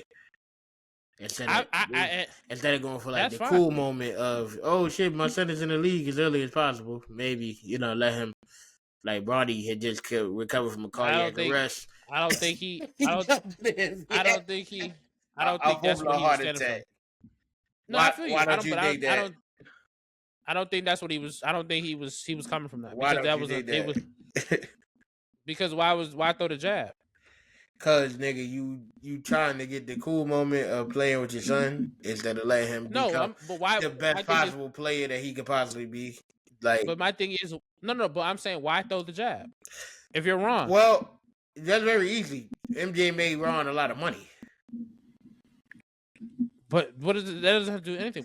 If you're Ron, why would you throw the jab at Bron? That's I'm trying to explain to you that. All right, so you said that Bron. You said Skip said Bron should have took the minimum 8 years ago. You know why he said that? No, I'm not talking about. I'm just talking about literally Ron Harper. I'm trying to explain to you. Can I tell you why Skip said that? Because Jordan didn't get a max contract until he was 32 years old. He literally signed for $1 and $2 million for his whole career because he had the shoe money.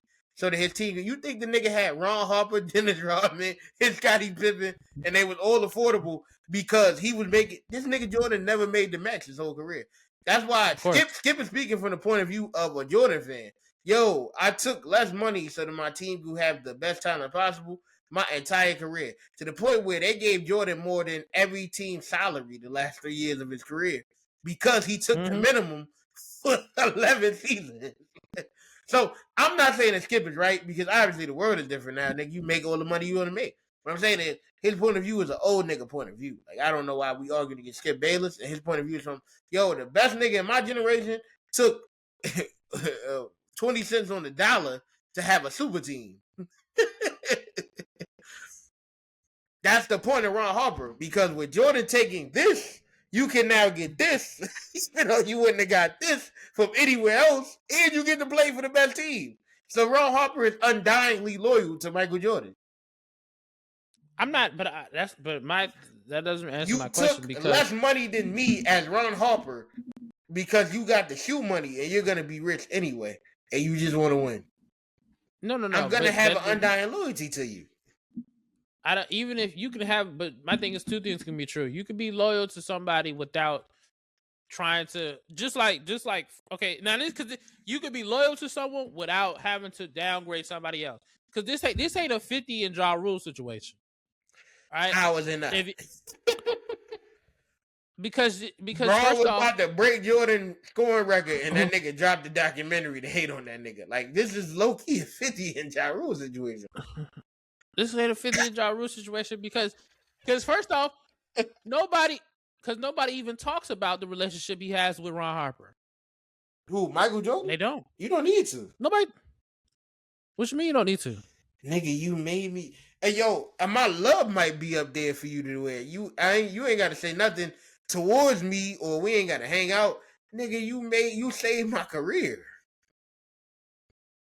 But the way the niggas talk about Kobe, it's niggas. Sasha Vujacic, Kobe and Sasha ain't never hung out. Sasha still be like, yo, that nigga Kobe, he okay, he did a lot for me, my nigga. That nigga, he did me right, but me. My thing is that's Iman Shumpert is that with Braun. Iman Shumpert's entire career right now is LeBron James. They only bring the nigga on TV to talk about LeBron. Okay, but my thing is, so Iman was like, nigga, fuck Jordan, nigga. Who is Iman taking shots at though? What you mean? Who's Iman taking shots at? Who's challenging the throne? Give it 10 years. See what Iman say about Wemby. Look. The world look like that now, nigga, when there's no challenger. Who's challenging LeBron other than the nigga that ain't playing no more? I just don't understand how you're Ron Harper and you're having a moment with your sons, and you sit there and say, well, I mean, I'm not like Bron and forcing my kid. What does this have to do with anything? So you don't think that there's no type of way that nigga feel like Bron might have pushed Bronny to come to the league earlier than he should have? You think Bronny play at USC was worthy of the NBA? Not saying his skills and ability, his play in USC was worthy of the league. Do you feel like that? Why? I'm asking you direct. No. I think that Bronny should have. I don't think he was ready to come to the league. So if I'm Ron Harper, who is 60 years old, and I ain't got no reason to have no filter towards this nigga, and I love Michael Jordan, why would I'm gonna say what I want to say? Like, because nobody asked you about Bron. It don't matter. I feel like this. Nigga, Warren Sapp, Warren Sapp hated on Odell Beckham Jr. They don't even play the same position. Of course. Okay. Oh, and I feel like this nigga lame. Like, all right. It don't gotta have nothing to do with nothing. I'm not even saying that, you feel me, you wrong, because clearly the nigga being a hater. John Solly done hated on a bunch of niggas when he do the podcast. These old niggas be hating. Like, they do be hating. They do be hating, but that's Chucky McDaddy today said Allen Iverson didn't lead the 76ers to a championship with a bunch of bums. He like, yeah, Aaron McKee was this, and Mutombo won that. That's a nigga in his generation. You just hating. Because you ain't never leading shit, nigga. Niggas be hating, bro. That's all I'm saying. I'm just saying. I feel like you be trying to figure out the logic of a hater, nigga. These niggas be hating. So maybe that's what it is. I'm trying to understand that But my thing is, it's different. It's different. Okay, so some people skip. This is driven. This is driven. This is driven. This is allowed for you to drive home your career for the last 20 years. Yeah. You know, because you can be extra. He ain't got shit on his. He ain't got nothing else going for him. I'm with you. So I get it. I get it. I get it with Skip. Yes, he need that. I get it with Skip. Rob Perkins, same shit. Yep, he need that. The other what's the Carton? Same shit. Yeah, I get it. Yep. Rob Carton or whatever his name is. I get it. Mm-hmm. I get it. But God, Lee, bro. Man. Niggas be hating. Niggas be hating. And but it's my thing is Ron Harper, that moment was unnecessary. What the like what's unnecessary about it? Niggas be hating. I don't know. I just look at it like, bruh, to me, if some person didn't say nothing about me, and somebody, if I'm in a position where I'm being interviewed, and the focus is on my children, yes, I'm not gonna take that moment away from them and say, oh well, you know, I ain't like Bron, so you know, force what are we doing? Hating. I don't know. I guess I'm not a hater, so I don't. I'm about to say, nigga, you ain't never been close to. I ain't gonna hold you. It's very easy to hate on a nigga. I don't know why niggas do that. I don't understand anti-hating culture. Ooh, I'm sorry. Detroit Cleveland got away with one. They got away with one. That was a foul. They going to OT though. Anyway, but I need Donovan Mitchell to hit 2 threes in his overtime. This nigga is 0 for 7 from the 3-point line. I bet on this nigga for 2 made threes as an elite NBA 3-point shooter. And that nigga is 0 for 7 from the 3-point line. I said, boy, oh boy, did LA get me today, boy. I mean, did Vegas get me today. But my greater point is this, right? I don't understand the point of you want to challenge the haters, man. It's not going to be all love for Bron, man. You got to accept some of these niggas about to hate. We the Floyd Mayweather generation, man. Like, you feel me? Niggas be just hating on niggas. That's just what it is. Like, I mean, I get it, but I don't know. I don't get it, rather. Let me say that. Nigga, you witnessed Floyd won 50 fights in a row. Nigga said, nigga, that nigga ain't even that good. It don't matter what you do. I see, but my thing is like, it's different. Mm-hmm. The reason why I say it's different in that particular situation is because you can have opinions about, okay, this fighter, this, you know, cool, and what they did in the ring and you can have those opinions, cool. Yes. But at the end of the day, if I'm not being asked about it, I'm not going to just randomly say that shit. Nigga, you seen Larry Mercer woke up to Floyd after he knocked out Ortiz. And was like, boy, if I was 50 years younger, I would have beat your ass. He wasn't even a boxer. This nigga said that he would have beat Floyd Mayweather up if he was 50 years old. Like, this is the level of hate that you get when you're great. Like, I don't know why you want your great. I got to deal with people calling my favorite player scrapers. Yeah. You can actually live your life with just shit being basketball takes. Don't even talk about nothing he got going else on in life. Nah, the nigga Drake was like, yo, you was in Toronto doing this, that, and the third with me. And niggas don't care about none of that. We been through he cheated on Savannah. Damn. I ain't gonna put that spot on his name. I'm not saying that's me. I don't feel that way. No, but I'm just saying this is the public perception. Like, oh, we been through LeBron was on that. Nigga, they calling my man a goddamn a South African, a SA'er. You feel me? Yeah. And I gotta deal with that. And you over here talking about, Ron Harper talking about he made his son come to the league too early. Saying, you can't want Braun to just have perfection. Like, you gotta let the niggas hate. It's not about perfection. I think for me, it's more so about the fact that even, like, no matter what, it's any type of shot that can be taken, they are taken. That's part of greatness, nigga. Nah, but this is a different level. This is a different level. Heavy is the head that wears the crown, man. But my thing is my thing is like with Kobe. When it's after 2-3 years after that shit happened, mm-hmm. when were people going crazy on Kobe? Every single time that the nigga picked up a basketball, nigga, what you mean? No, that wasn't the case. That wasn't the story. You know that wasn't the story. What you look at, nigga? They say Michael Jordan got his father killed with his gambling addiction. Like these niggas, we talking about the shit that the old time greats. We talking about old time greats, bro. These niggas are gonna get slander, bro. You're trying to avoid the slander for your old time greats. No. I'm not. It's not about avoiding slander. I understand. Slander is gonna come every now and then. This is. It's about how long this shit lasts. It's forever, nigga. Your man played No. 24 years. Nobody gonna have his story because didn't nobody play for that long. Kobe played 20. Ain't nobody for 20 years. Motherfuckers wasn't. All right, when that happened in what year 3? When that Achilles tour, nigga, they was talking about, nigga. They said the Lakers should amnesty Kobe. Look. Jack was too ridiculous. Look. Yo, niggas ain't never say, yo, we should cut Braun. At the most, they say, yo, when free agency come, let him walk. They tried to do it this year. No, they said when free agency come, let him walk. That's no. They said, yo, Kobe is under an active contract. Cut that nigga. Okay, no. That is crazy. But at the end of the day, you want to cut Kobe Bryant? The narrative to be the Lakers should be trying to push Braun out.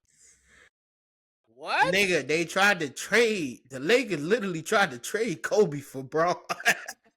Braun ain't never been traded from nowhere. Niggas ain't even thought about that. Even right now, Braun 49,000 years old. They still not trying to trade that nigga. They can bring that nigga back. He be on the team. He got the no trade clause though, so it's different. But it's impossible, nigga. Kobe, it was doable. But my thing is to me is disrespectful. That is, like I said, Laker fans who are really just Kobe fans. Yeah. Who and for the narrative to be ran with, we need to get Braun off the team. Yeah. What? Heavy is the head that wears the crown, my nigga. If you're gonna be the man, you gotta be the man, bro. If nobody likes the man. Yes, it's that's true. But my thing is, it's different levels to the shit. Because my thing is, I'm not saying at one point that wasn't the story. Mm-hmm. At one point, both of those stories about Michael and Kobe were very active. They said Michael got his dad killed. That shit lived, for no pun intended, that shit lived and died. That year. Okay. Like, no pun intended. No, now you try to be funny and troll. Lived and died. Hold on. Lived and died that year. Same with Kobe. Maybe match that season and the following season. Yeah, that's what I like about what you said though. You said it might just be my Twitter timeline, and I was like, that's mad respectable because there's no Twitter timeline in Kobe or Jordan Day. That's why I'm laughing because I'm like to witness what Kevin Durant is going through and say, yeah, niggas is bothering Braun. It's crazy. But who was the skip equivalent for who was the skip equivalent for Kobe or Jordan? For Kobe Bryant? It's no media members, bro. The media wasn't popular like that back then. But you still have journalists. No, they existed. What I'm saying is niggas is not reading the newspaper for the sports articles. But you still have SportsCenter. No, what I'm saying, SportsCenter wasn't lit like that, nigga. It's 04, nigga. Who the fuck, yo, bro? Oh, you bugging. You are bugging. All right, what was the name of the sports shows in 2004? I mean, I don't remember 2004. Nobody knows. That shit wasn't a thing. First Take became a thing in 2010, and that became the center base for sports-based television. You feel me? Okay. There were sports shows, but it was the best damn sports show on TV, and it was hosted by John Sally, an NBA player. They're not going to be slandering niggas like this. Like, what I'm saying is the internet makes everything worse, bro. It all just looks worse because you're in an era. The storylines were breaking. Just like when Stephen A. wrote about Allen Iverson. Just like when that's First Take. When they But my thing is, I'm talking about when he wrote about it. Oh, in general, but that wasn't a problem in real time. Stephen A. had to tell us about that years later. That's retroactive. Niggas didn't know about that in the day. Stephen A. wasn't nobody in 06. Nigga, he wasn't nobody. Like, I'm just saying. all I'm saying is Braun got the problem of playing 25 years. Like, nigga, you was both in the era where niggas didn't have that, and now you get to be the golden boy. And that's where niggas like you fell in love with him because you never read nothing bad about him from 2003 to 2010. Never 2010 onward. It's the slander era, nigga. We trying to slander niggas. Like, KD got it 10 times worse than Braun will ever have it. And not to say that what? KD don't got it worse than Braun? No. How not? No, nowhere near. When the last time you read somebody say something positive about KD? Even Braun went in the Houston series. You like, oh yeah, we got to give all credit to Braun. Even the dick riders had to act like they really fucked with Braun when he won the series. What's the last positive anything you heard about KD on Earth? Okay, talk about now. Who the last nigga on TV you seen say something good about KD? Let's break this down. Let's go. Let's get it. Because on TV, Nobody. prior to this series and prior to the what you call it coming out saying the text message this and the Rockets. Yeah. Before that, even what they talk about with KD, they always make it known. Even the old heads, I don't see none of the old heads saying, "Yeah, KD is he ain't nothing without Steph." You don't hear that. I asked you a very specific question. Who say something good about the nigga, man? Kendrick Perkins had his kids come up and hug and kiss KD. He dissed that nigga on ESPN that same week. Like,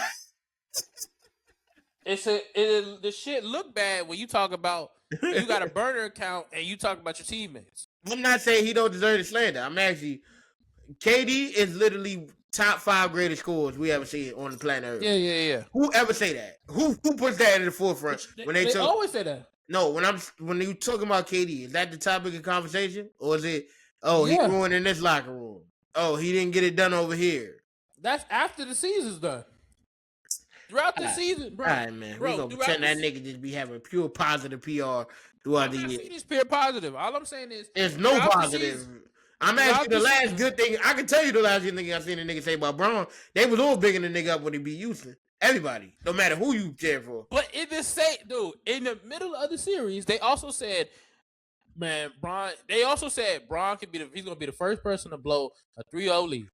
Yes, because the nigga lost to a team down 3-0.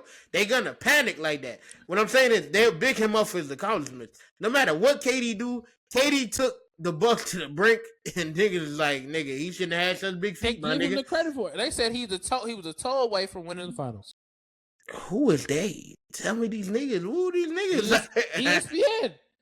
I've never seen nobody on that network. Perk said it. Skip said it. Stephen A. said it. All right, I'm with you, bro. They said if he was, I think KD's a size 18. They said if he was a size 17, they would be in the final. Yes, but they didn't go. Yeah, KD really balled the fuck out, and he's did some amazing shit that should be appalled. They was like, damn, if only that nigga wasn't size 18 shoe, my nigga. Oh well, you try. They say Joel Embiid can't get past the second round. Joel Embiid is one of the most phenomenal basketball players that ever walked the earth. Like, they don't care nothing about that. They like, nigga, you gotta win in the playoffs, nigga. Fuck you.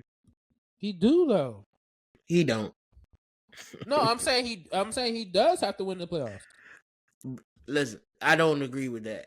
I feel like you could, if you're context driven, if you pay attention to context, this shit is not 1, 2, 3 with that nigga. This nigga got Bell's palsy one of them years, nigga. It's not regular injuries. Like, you making fun of a nigga body breaking down every year. And you think that shit funny. Shit. Like, that shit fucked up. No, it's definitely some wild shit going on with that man. But they really insulting that nigga about his body quitting on him. And it's like, yeah, okay, that's fine. Like, this nigga don't win a basketball game. It's crazy, but it's also like, okay, those things are included, but as much as he's listed as knee problems or whatever problems that are physical, not physical injury, as in terms of joints and tendons, these injuries, it's crazy. Absolutely crazy. We got to run through the draft, man. We don't want to tell the draft. I'm happy the Wizards got the #1 pick. Yeah, tell me your Wizard shit before you get Wizards, I going. think the Wizards good. The only way I can see them, Utah's gonna, they probably gonna try to make a trade for that because they want AJ. He meant a lot to the city. To the state of Utah. So at the end of the day, if the Wizards, if Utah is offering a couple first round picks in the near future, I will give it up for AJ. Okay. But if not, then get AJ and hope for the best. Because to me, it's kind of a weird kind of fit there a little bit, just because AJ's not necessarily a 3-point shooter. Really, he's more of a mid range guy. Mm-hmm. And I think it's just a little bit strange with Trey. But at the end of the day, he's definitely has the star talent that the Wizards could definitely need. So at the end of the day, that should be interesting. Yeah. As far as everybody else go, if you go on the list, Utah, it's hard to tell because the way the team is constructed and how Ace Bailey, how he showed up, I don't know. The Bulls, they talking about Caleb Wilson. Caleb Wilson's nasty, but you also got another weirdly constructed team. So what do you do? Because you got guards and forwards. Mm-hmm. It's a weird kind of team. Who's number 3? Charlotte? No, who's number 3? That's a good question. So they got number 1 is Wizards, number 2 is Utah. 4 is Chicago. No, Grizzlies. Grizzlies at 3rd. Ooh. They gonna take Cam Boozer. It's nasty out there, son. It's super nasty. Nasty. Super nasty. Hey, this is kind of a weird draft because it's one of those things like somebody like Darren Peterson's gonna drop, but at the end of the day, he really shouldn't drop too far. I definitely think he should be still top 10, but I gotta look at the order again to tell me what it is because my thing is Darren Peterson. The right people are in the right spots. The right people are in the draft. The problem is the draft position don't make sense for who you got to draft. It's like the year that I say 17, where Lonzo, Markel, and Tatum was coming out all at the same time, and it's like, all right, if we Boston, we got Jaylen Brown already, and in theory, Jaylen Brown is a wing, so we can't draft Tatum. They say they got Peterson going to Utah if they can't get AJ. So I don't know. It's kind of a weird. It's just. But that's what I'm saying, and it's like, all right, Peterson do make sense because he is. But he a point guard more than a shooting guard. Like he takes it up. But he's also they got Keontae. Yeah, that's what I'm saying. So it's kind of weird. That's a lot. And you got Ace Bailey. But that's my point though. It's like, yo, you got and that's what I'm saying. All right, so I feel like if I'm them niggas, if that's the case, you take Peterson because you want the best talent possible. Like, yeah, even if they don't work together, you want the most talented people together so that you could decide who you want to trade and who you want to keep. Okay. Cause Utah ain't gonna win it all next year. No. So you put all these niggas out on the court. You see who is the cream of the crop and who's last, and then that's fair. You pick. It's like how the Kings try to do that when they had Halliburton and Fox, but it's like, you feel me? They chose the wrong nigga. I can't even really say that because they made the playoff with Fox the next year for the first time in like a decade. So it's like interesting. Yeah, like it's point of view. You feel me? You got to trust your GM or you don't. Okay. Hey man, I'm gonna say is this is a very interesting draft, just because the makeup of some of these teams and the order that they're in. This draft is niggas. You'll have to make some business decisions, and if I'm the Grizzlies, I'm taking Caleb Wilson, and I feel like we out of time. I'm gonna say like this. Before we go. I want to put this out there. I'm the Lakers, bro. I'm signing and trading Reeves for Kyrie. I just want to say that needs to be talked about because Kyrie with Luka again, and you get some defenders to help out with Bron, and you get a big man. so he can be a live threat. That's a problem. Just saying. Yep. Anyway, this has been another episode of the 6 Podcast. Please like, comment, subscribe. Brother Cross Screen is Tyrone, aka Ty Crane. Hey man, we out.